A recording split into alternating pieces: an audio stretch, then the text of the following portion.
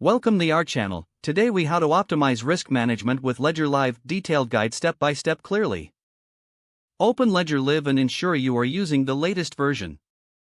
Familiarize yourself with the interface, as this will be crucial for effective risk management.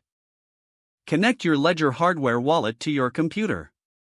Enter your PIN to unlock your device. Select the account you wish to manage risk for.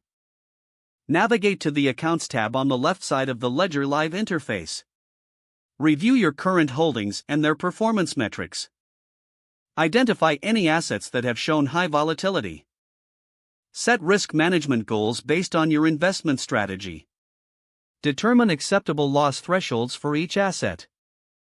Go to the Portfolio section to assess your overall asset distribution. Consider reallocating funds to balance your portfolio and reduce overall risk. Utilize the Settings option to configure alerts for asset price changes. Enable notifications to stay informed on significant market movements.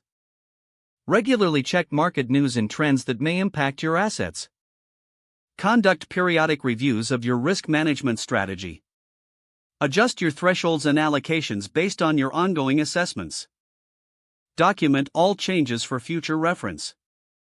Utilize the built-in analytics tools within Ledger Live to track performance. Consider executing limit orders for buying or selling to minimize emotional decision-making. Stay aware of regulatory changes that may affect your holdings. Engage with the Ledger community for insights on risk management best practices. Finally, always ensure your device firmware is up to date for maximum security. If the page does not load, refresh the browser or try again in a private or incognito window.